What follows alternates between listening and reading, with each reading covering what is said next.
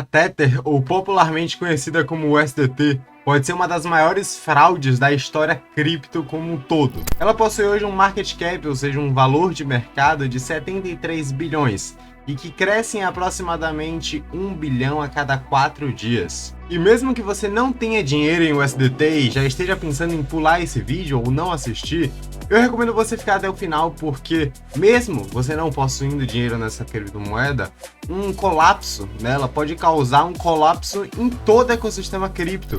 Até porque ela é a terceira maior moeda do mercado e a maior stablecoin que a gente tem. E outra coisa que a gente tem que lembrar é que ela possui uma das maiores liquidez do mercado, e ela é a que provê uma das maiores liquidez do mercado, porque a maioria dos pares funcionam com USDT. Para vocês terem ideia também, em volume negociado, a Tether é a primeira, seguida do Bitcoin, depois do Ethereum e depois da BUSD, ou BUSD. Ou seja, a Tether é a moeda mais negociada no mercado, maior que a própria Bitcoin. Mas para você que não sabe, primeiro a gente vai tentar entender o que é uma stablecoin, né? Stablecoins são moedas digitais que são, ou pelo menos deveriam ser, lastreadas ao dólar. Lastreadas e pareadas ao dólar. Quando eu falo lastro e pareado, são duas coisas diferentes. Primeiro vamos entender o que é um pareado, né? O que é um pareamento. Então, pareamento é quando duas coisas estão ali iguais. Então, se eu falo que uma stablecoin é pareada ao dólar, significa que ela é sempre 1 para 1 no dólar, ou seja, um USDT igual a 1 dólar. E lastro é o que possui por trás dessa moeda. Para que ela tenha esse pareamento com o USDT, do USDT com o dólar, então ela precisa ter um lastro, precisa ter algo por trás que garanta essa paridade. E o que é a Tether, né? A gente fala USD e no final tem o T. O T vem de Tether. Tether é nada mais do que a empresa que controla a USDT. Assim como a gente tem a BUSD, que vem de Binance US Dollars, assim como a gente tem o USDC, que vem o US Dollars da Circle, que é uma outra empresa, assim como a gente tem várias outras moedas também no mercado que são stablecoins, que são seguradas por outras empresas ou projetos. E como é que funciona, né, a moeda USDT?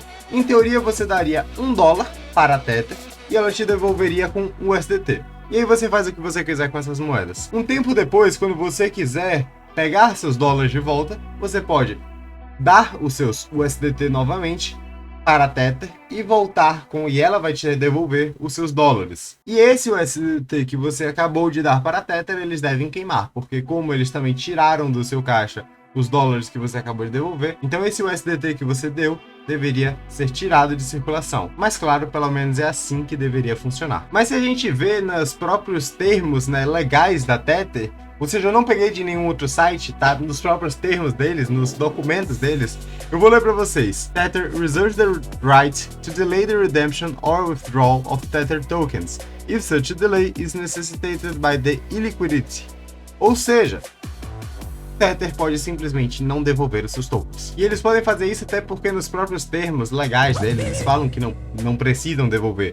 Então, se eles falam que não precisa e você aceita isso, então, consequentemente, se você quiser os seus dólares de volta, e a gente sabe que é assim que acontece, eles não necessariamente precisam te devolver. E para quem não sabe, a Tether nunca foi feita nenhuma auditoria nas suas reservas. Já o USDC, que é uma outra moeda no mercado, sim, ela já foi feita auditoria, algumas auditorias, e é feita trimestralmente também por empresas extremamente qualificadas. Inclusive é importante esse fato de que as auditorias precisam ser feitas por terceiros e não pela própria empresa, porque senão isso não vale de nada. E o mais engraçado é que o seu cofundador, o Phil Potter, ele falou que nenhuma empresa quer fazer auditoria na Tether porque é muito difícil, né? É muito complexo fazer auditoria lá, mas que vocês poderiam confiar, né? Vocês poderiam confiar nele porque eles têm o dinheiro. Porém, olha só essa notícia que saiu aqui no CoinDesk no dia 27 de 1 de 2018. A Tether confirmou uma prévia relação com um auditor chamado Friedman. We confirm that the relationship with Friedman is dissolved,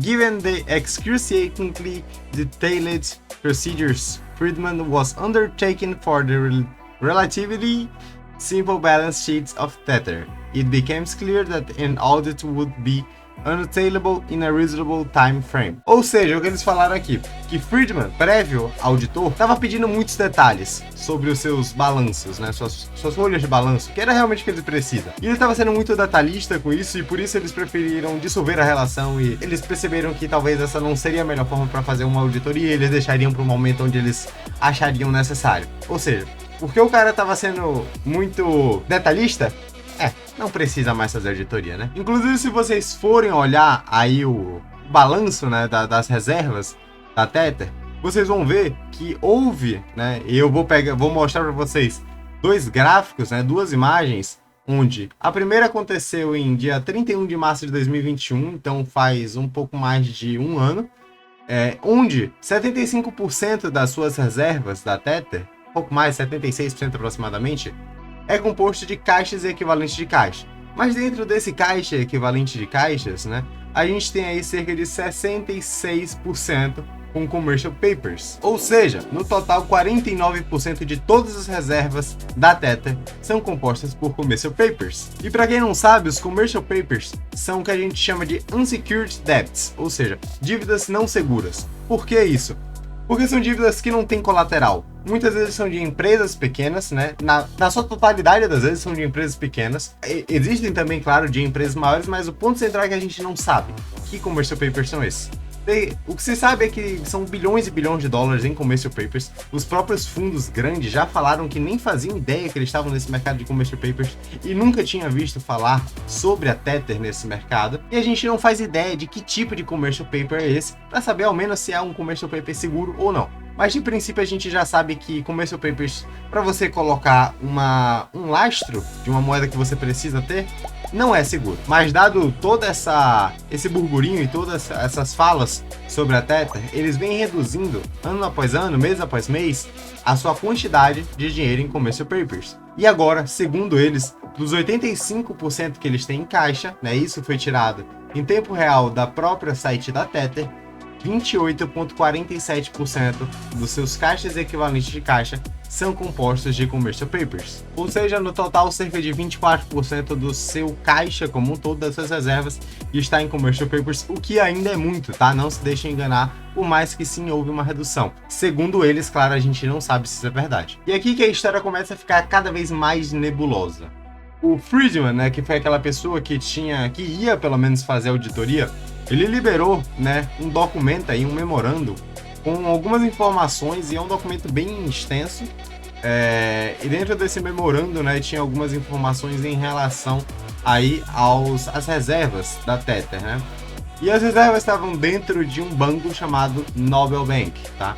Essa foto que vai aparecer para vocês na tela foi tirada em 2017, em 15 de setembro. Então, para vocês entenderem que faz bastante tempo. Dentro do Noble Bank, né, foi achado aí cerca de 450 milhões de dólares, né, em reservas e um pouquinho de euros. Mas nesse mesmo documento, em uma das partes, fala aqui: However, Tether did not open an account at Noble Bank or any other bank until September 15 de 2017. Ou seja, Tether nunca tinha uma conta no banco antes do dia 15 de setembro de 2017, que foi justamente quando aquela foto, aquele snapshot, foi tirado com os 450 milhões de reservas da Tether. Ou seja, onde estava esse dinheiro? Ele foi mandado talvez lá só para mostrar para o pessoal: olha galera, a gente tem dinheiro. E fala também, né, que o Tether, eles depositaram a grande maioria, né, dos seus holdings, né, ou seja, do que eles possuem ali em reserva, no Banco de Montreal, em nome do seu General Counsel. E o Banco de Montreal, né, a sua conta lá nesse banco, ele nunca tinha passado de mais de 61,5 milhões de dólares. Ou seja, cadê todas as reservas?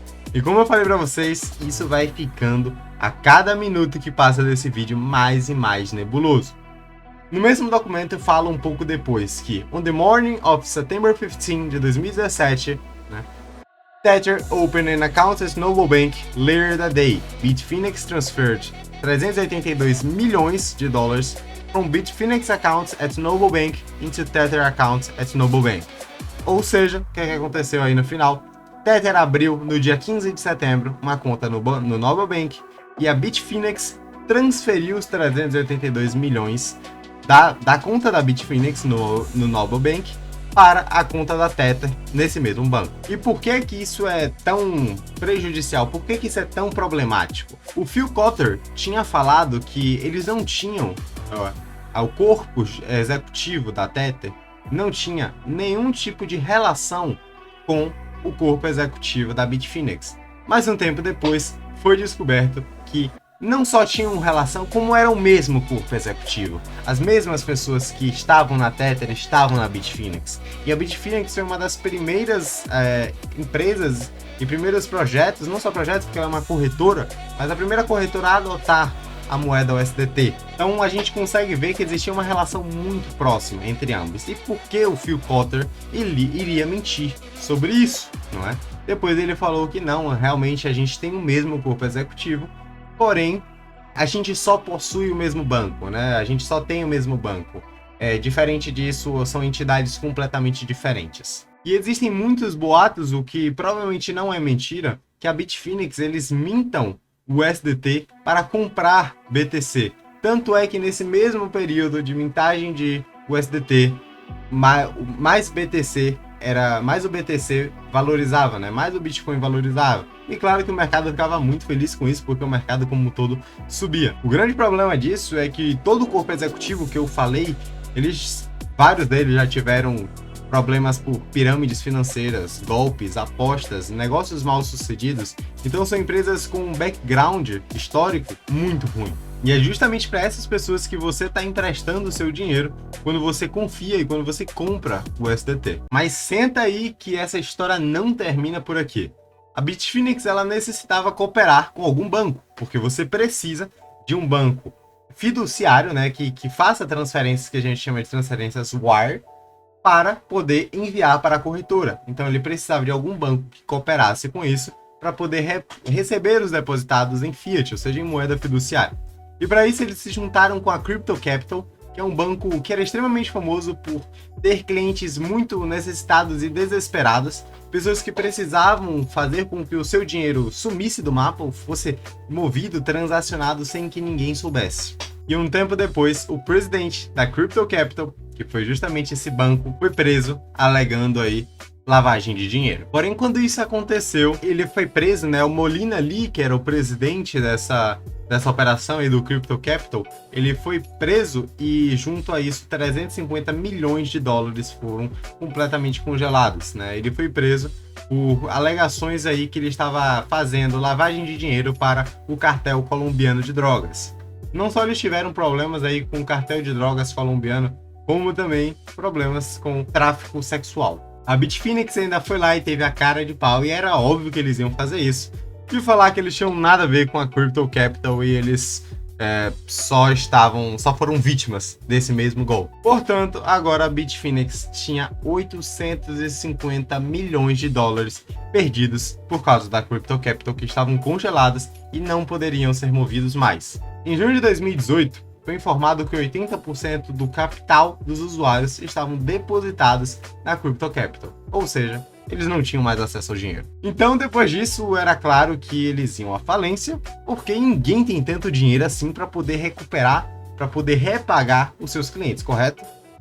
Errado. Você com certeza lembra quando eu falei que o Phil Cotter disse que a Tether e a Bitfinex não tinham nada a ver um com o outro e eram entidades completamente diferentes.